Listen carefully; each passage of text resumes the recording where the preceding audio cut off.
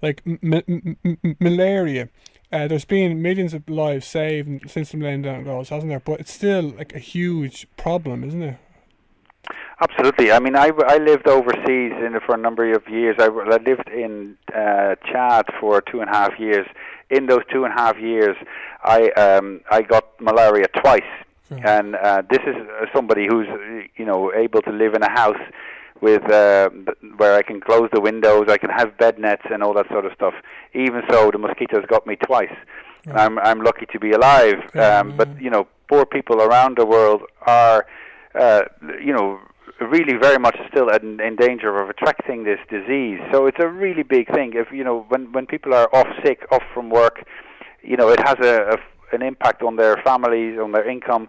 It has an impact on the economy. So yet it is relatively easily preventable with bed nets and awareness raising methods as well. And again, it's one of these examples where the UN is showing us that the concerted international effort is really working.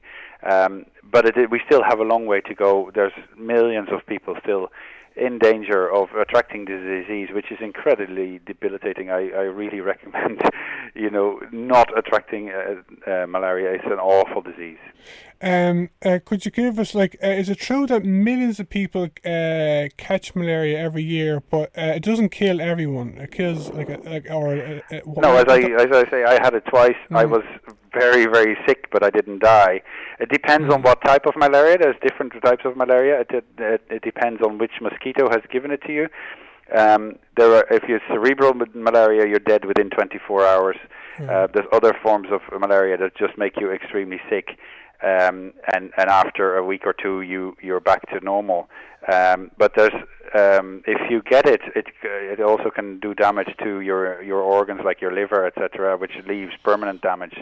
And yes, people who live in houses that are of poor standard, or that don't have windows that you can close, don't have doors that you can close, they are extremely vulnerable to the mosquito and therefore to the parasite that they transmit. And that's why the world leaders have said, look, we need to invest in making bed nets affordable to poor people.